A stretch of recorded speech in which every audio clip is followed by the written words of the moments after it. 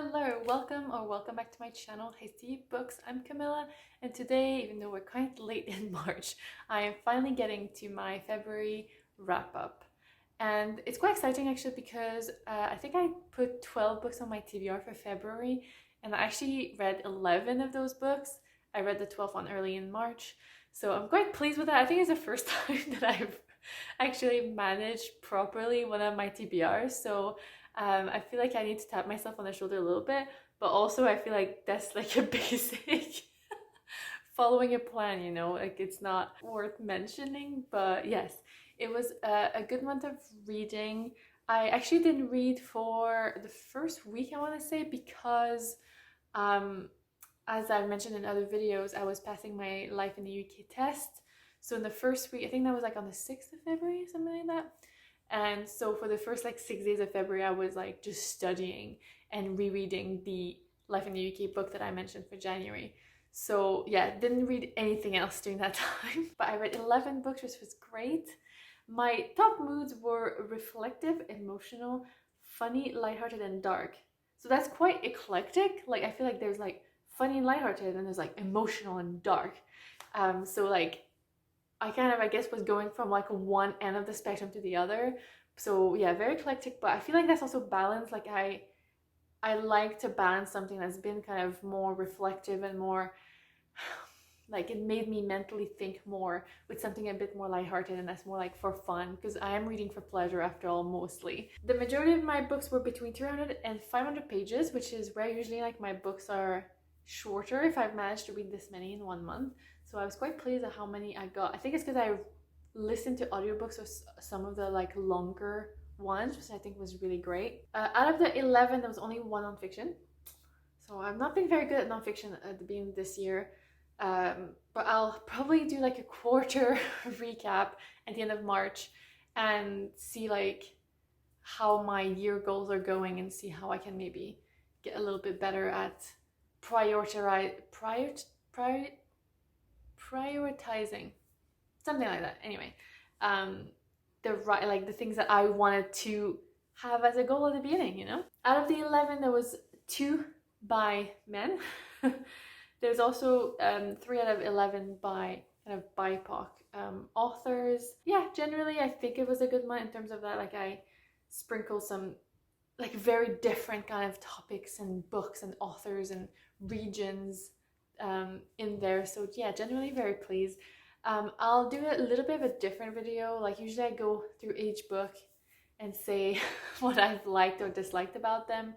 And usually I feel like I have to explain myself and like why I haven't liked the book. And I think that's fair. I feel like that's something that's worth mentioning, especially like on BookTube when you're maybe recommending a book for people.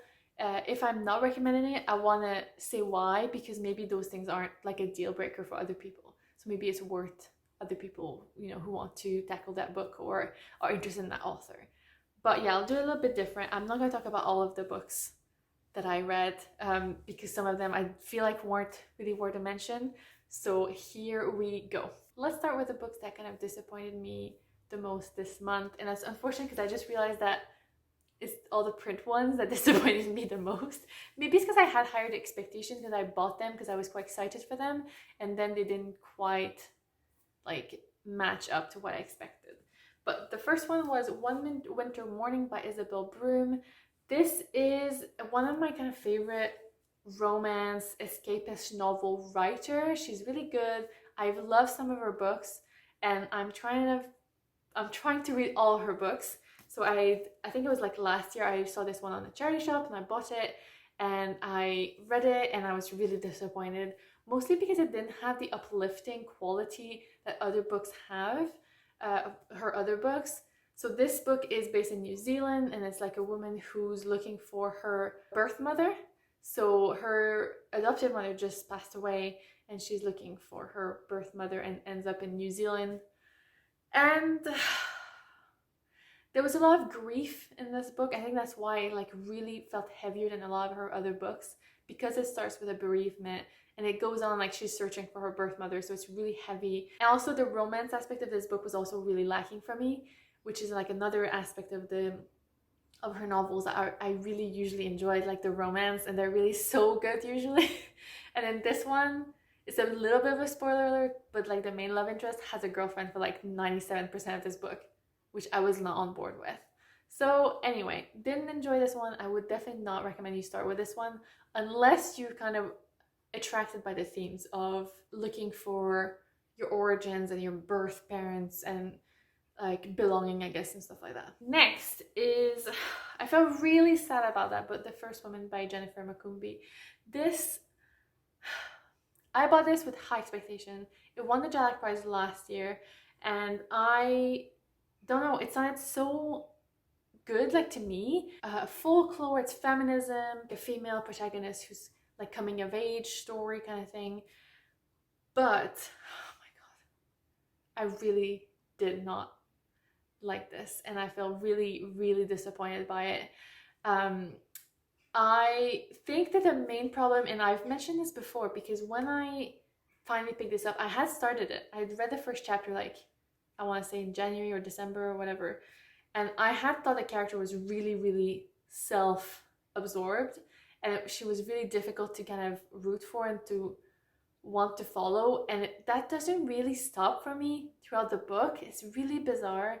And interestingly enough, this one has a very similar theme where she is constantly looking for her mother. So very similar theme as One Winter Morning. When she gets really into like feminism and like having your own space, and she wants to work, which reminded me so much of The Girl with the Louding Voice, which was one of my favorite books of 2021. But this one to me just doesn't go the whole way, because she, oh god, it's a spoiler, so I can't really talk about it. Okay, if you're watching this and you don't want spoilers, then just skip to the next book because there'll be chapters. So you've skipped, right? So a spoiler section coming up is that there's a boy that she likes from the beginning, and she does kind of end up wanting to be with him, but he ends up sleeping with her best friend and impregnating her. And then they have a bit of a discussion where he seems to be a little bit of one of these like feminist fake boys who's just like, oh yeah, I support women. But really, I don't think he does. And I think she sees that, but she's also like, but I love him. And I'm just like, what?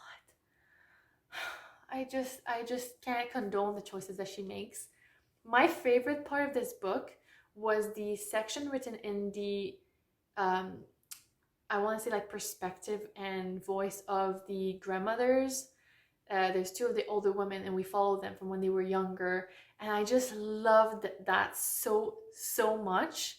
I love to see their journey, and yeah, I kind of, to me, that book came alive at that point, and the rest of it with the younger women was difficult to follow for me, and I didn't love her as a character, so it was difficult for me to root for her. That said, we also see a lot of like history to this book, because it's kind of based at the cusp of, I want to say like a civil war, or like a change of political, I feel like there was a dictator, or anyway, like we see a lot of the history and of the changes that are happening in Uganda, and that was also really fascinating. Another really great thing about this book actually is that it doesn't spend and dwell a lot on explaining things that are about Uganda, which I appreciate, but it also made it a bit difficult to read. So I think it's just something to be aware of. Same with the language, like, and I'm very much a proponent of like, you don't have to translate a language, especially if it's just like little bits in the book, because those are just reality, and the person who doesn't understand that. They don't need to like read the translation. But some of it was difficult to read because there was like a lot of background that I feel like we don't get. And I believe that she is based in the UK. So clearly, I don't know if it was written for Uganda audience or UK audience, but yeah. So just something to be aware of. To me, this wasn't a book that I was keen about, unfortunately, and I don't think I would recommend it. I am willing to try her other one. I think it's Kintu. I'm not sure that's how you pronounce it. But I'm kind of very keen to try that, because I did enjoy her writing. It was just the characters that I struggled to emotionally connect with. The next book that I really did gel with was A Letter to Three Witches by Elizabeth Bass. This was an arc I got through NetGalley. I don't think I'm going to dwell very much on this one, because I just don't think it's worth my time that much. It was very much like light fiction. It wasn't that well written. Everything's, because it's a little bit like about magic, right? But everything seems to just happen to the characters, and things work out, and everyone seems to believe in love at first sight, and there's just all these like concepts that I just didn't really like, and it felt very superficial, so didn't love it. And let's move on. The other book that I unfortunately disappointed me was Stupeur et tremblement, Fear and Trembling by Amélie Nothomb. Okay, so a few people recommended this book to me because Amélie Nothomb is like one of these authors in the French language that is kind of like really worth reading, and I've read before by her. Definitely a weird, quirky style of writing, so that's fun. But this book to me did not age well.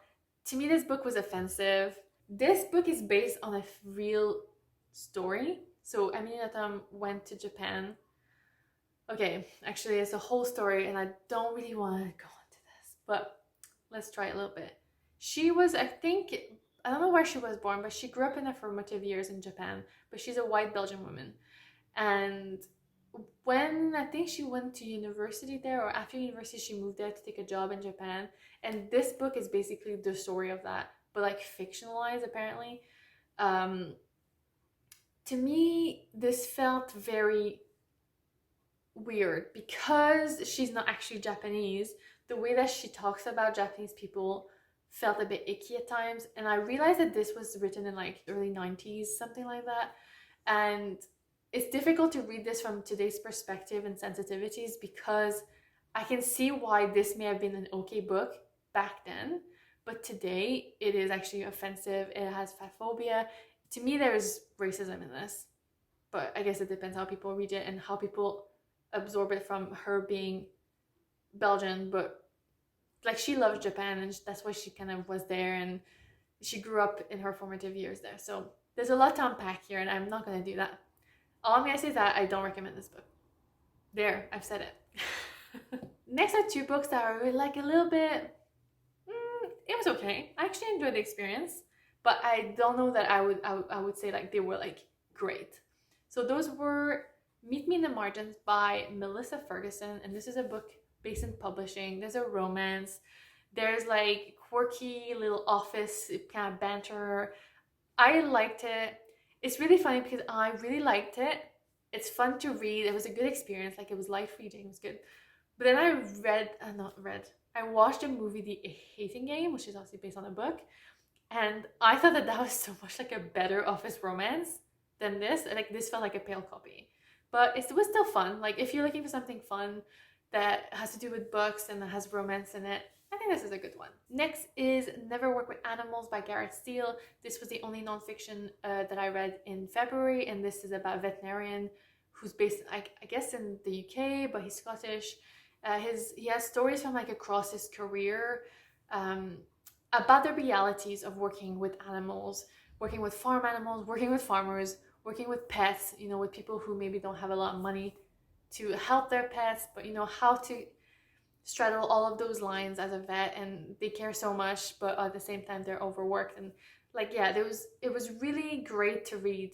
As someone who never wanted to be a vet, it was great to just read his experience. You know, there's nothing attached. I don't know if anyone who would potentially, you know, want to become one or wanted to become one would think of this book. Maybe it's something a bit different. But yeah, I think it's worth a read if you're interested in knowing what they do and kind of what they stand for. I think he did a great job. Next, I thought it would be a good time to talk about Wuthering Heights because, like, between the things I've enjoyed enough and the great, Wuthering Heights in the middle, because I feel like I didn't really like it, to be completely honest. It's difficult because I want to compare it to Jane Eyre, but Jane Eyre, the character was so good. I think she's one of my favorite literary characters, and Wuthering Heights is literally full of horrible characters. It is a very interesting plot, and the story is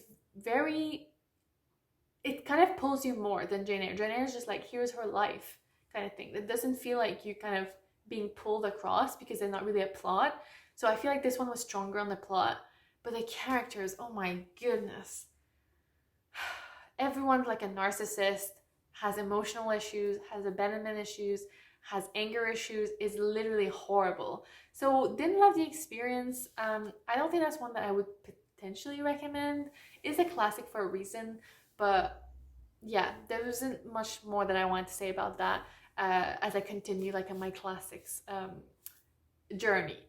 But along with that, I actually read The Lost Child by Caryl Phillips, who was the Caribbean writer that I read. This book is basically a response to Wuthering Heights, which I thought was really interesting. And that's why I wanted to pair them together. Maybe we're doing a video at some point. But Lost Child was really interesting as well. Don't know how much I enjoyed it. I definitely enjoyed it more than Wuthering Heights, so that's saying something. But it's not like something that I think is for everyone, because it is definitely a bizarre structure. So some of the things are scenes from Wuthering Heights. So it's the characters from Wuthering Heights. It's Heathcliff when he was a child and how he ended up being adopted by I've forgotten all the names already, but anyway, the rich people. Then there are scenes that are in Emily Bronte's perspective, which is really weird, and it really takes you out of like the fiction elements of Wuthering Heights. And then there's the additional scenes that are very much post-colonial response, I feel, of Wuthering Heights, which is definitely dealing with abandoned children. I think it's more than one child. I think it's multiple ones and multiple generational as well. It's based in England, and I think it's based post-war, so maybe 50s, 60s, 70s. And yeah, there's a lot of abandoned children, a lot of like about the mixed heritage. It was intricate, it was a complicated read. It was definitely one that will make you think as you read it and afterwards. And I think if you're looking for that post-colonial like idea, especially with Wuthering Heights, that has this character who is like not white, and that everyone literally is always mentioning that, but yet it's not really addressed. So I feel like that book does a great job in not just addressing it, but also taking care of that character a little bit and giving it a little bit more substance. We're finally at the last 3 books of the month, and those were my favorite 3 books. I'm very excited to talk about them. And I was really pleased with them because 2 of them I thought they were going to be favorites, but the third one I really didn't expect it, and that was Night and Day by Virginia Woolf. After reading her first novel, what was it called? The Voyage Out, yeah, in January, and that was really like, it just felt like I read something and there was like nothing to it. To me, it lacked substance massively, and I was kind of expecting the same with Night and Day, but I really liked it. It's basically following 4 main characters as they kind of fall in love and out of love. It actually is really intriguingly looking at the belief that when you're young that you have, and that may change as you grow, and just like it's political, it's literary, love. I just thought it was a great kind of portrayal of you, especially in the Edwardian time, obviously. But yeah, I just thought it was really good. And again, it lacked a little bit of plot, but this one I really preferred it to the first one. I really enjoyed the experience, so I'm kind of excited for the next one that I'm gonna read. Next, I read Winter by Ali Smith, which was another favorite of mine for the month. I actually really liked this one. Obviously, it's the second one in the seasonal quartet by Ali Smith, and I really liked Autumn, actually. I thought it was really good. It's very topical and political, but also it has really good personal stories through it, and I thought Winter did the same, and I don't know if I preferred it. Maybe I think I did prefer it. It's slightly different, obviously different characters, like it's not really related. It has like almost absurd stories of people, and I think that is the beauty of it. So there are 2 main sisters, and then there's the son, and you have like all of these things about them growing up and what they remember, like in terms of memories like from growing up, but also like political stuff and being arrested and convictions of belief. I think that also ties in so much with why I liked Night and Day so much from Virginia Woolf.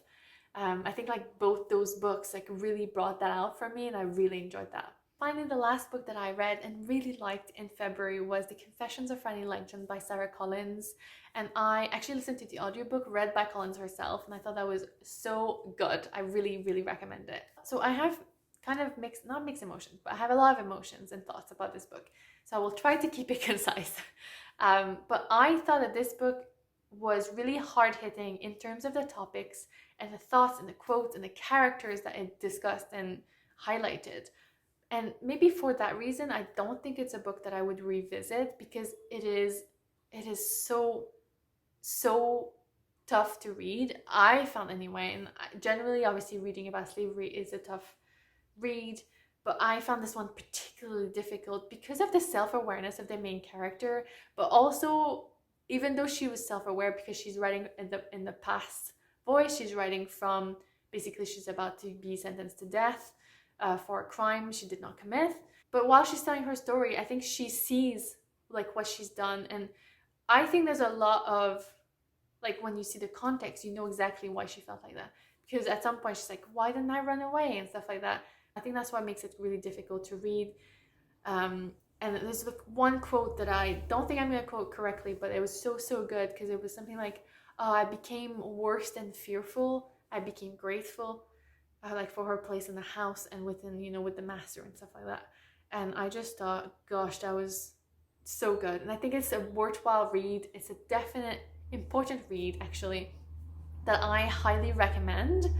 But it is a difficult one, and yeah, I think I'd find it difficult to reread, you know, like I think when I reread, I think it's like for fun more than other things, and that's not a particularly fun book. Yeah, there's a lot to this. Actually, there's so much to unpack about this book that it deserves its own video.